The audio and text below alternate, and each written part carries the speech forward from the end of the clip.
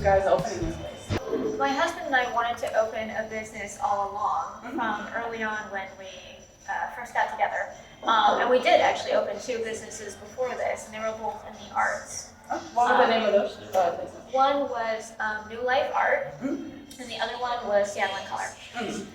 But it's hard to make a living selling visual arts. Yeah.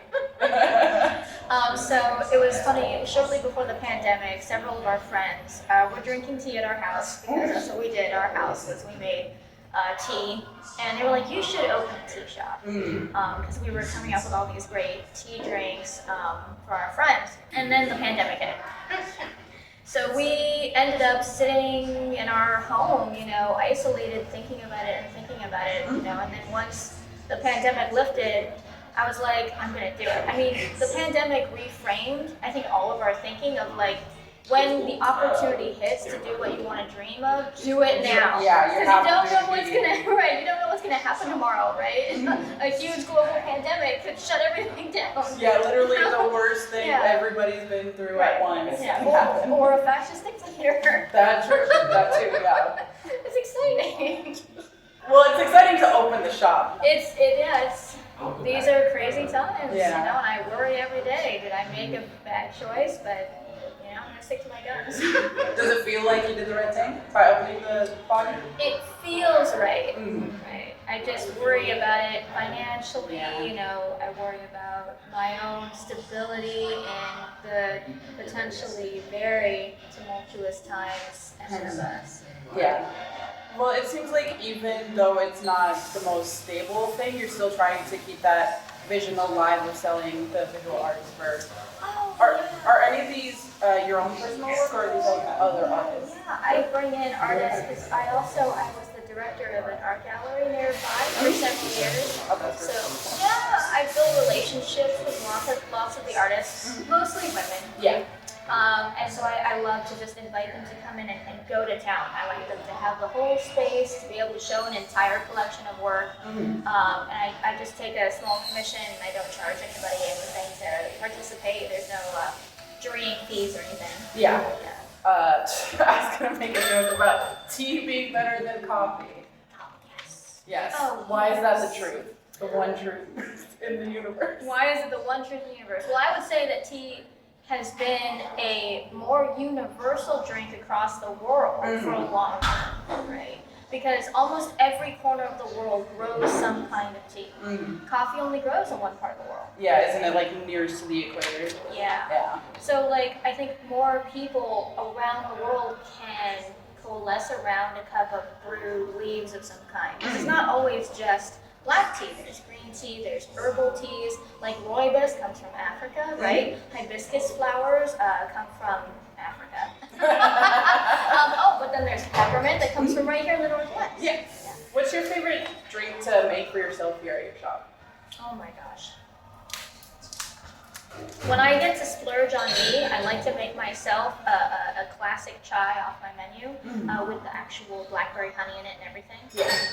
Because it's just, I think the reason why it's special to me is because I rarely drink it because the chai is the most expensive for me to produce.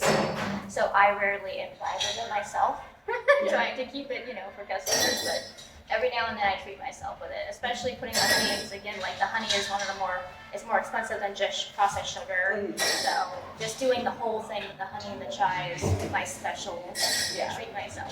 So everything on my menu, I try to standardize the prices for everything. So what I do is I try to keep everything, all the products that I use, I try to keep them in a kind of middle ground for my costs to try and make sure that I can make it affordable for other people. It's one of the reasons why you'll notice my menu doesn't have an oolong as part of the main menu. I may sometimes have it as a special, but oolong would be too expensive for me to maintain on hand all the time without having to potentially increase my prices overall in order to maintain it as part of the regular menu. Yeah, okay. What events do you guys host here or try to help out with around the city?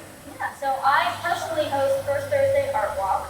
I have live music, I do free tea samples for everybody, and I usually bring the artist who is hanging for that month. I bring that artist in so that you can meet and greet.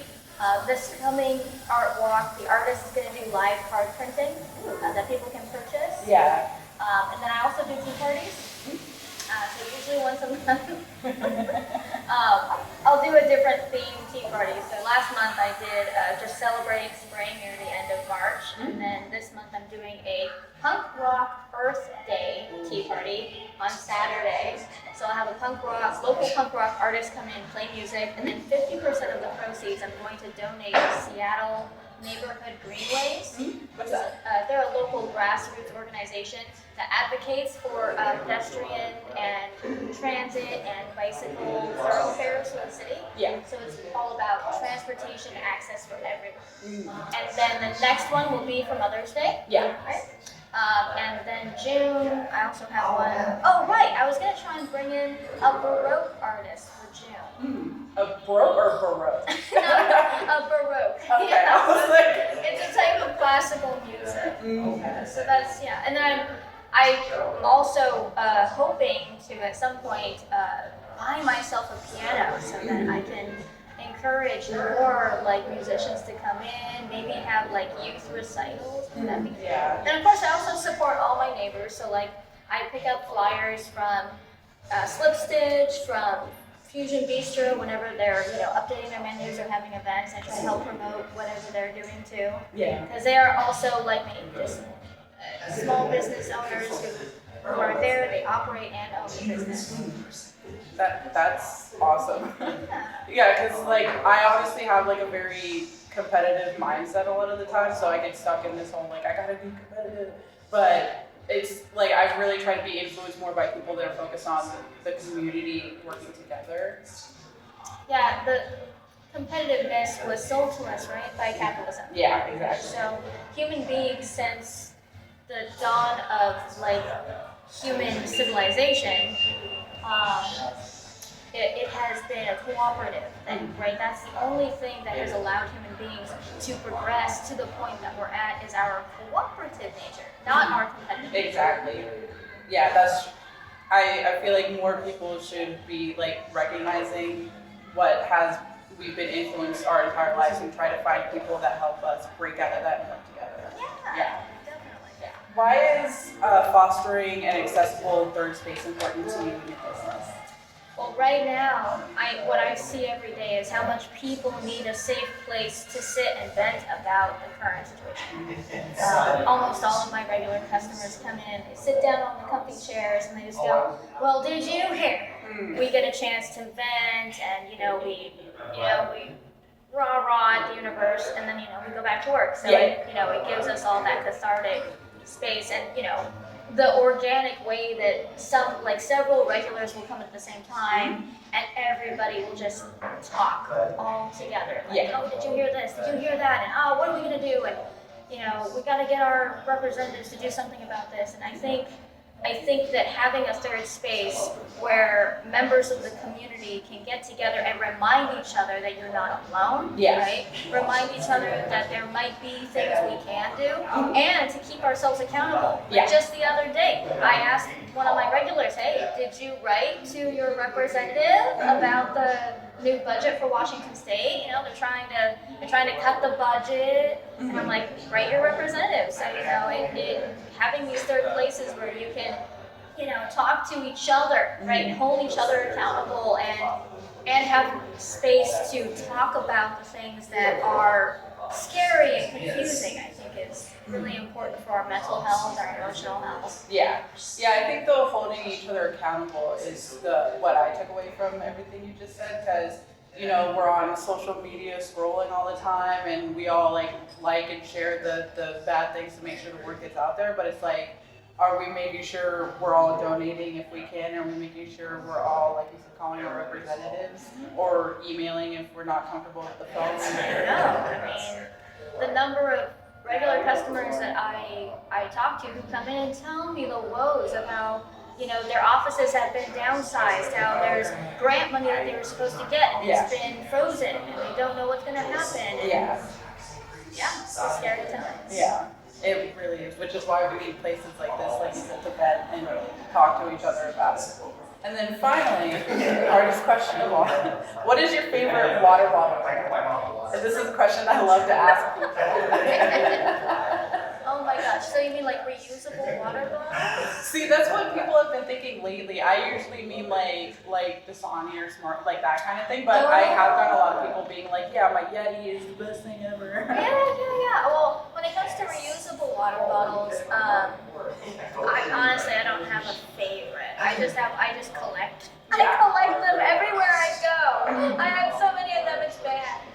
In terms of bottled water, I like Aquafina. Okay. And I think we're supposed to be boycotting Coca-Cola. Yeah, so I don't think. That's the thing whenever I ask this question is out of nowhere, like people will say a different brand and then out of nowhere they'll be like, Dasani sucks! Right, well because Dasani is Coca-Cola, right? Yeah. So yeah, I would definitely right now not buy Dasani. So yeah, sticking with Aquafina, I guess. Okay, yeah, my answer is usually like the really like $1 stuff if I have to buy a bottle of water. Oh, like let's see here, like Crystal Geyser is usually more. More exactly. Oh, but then there's the new box water. Yeah, I was about to say that where they have the advertisements on the outside so they can give it out for free. I know, and on top of that, it's in a box instead of plastic. Yeah. Well, I think that's all the questions I had for the interview. Thank you so much.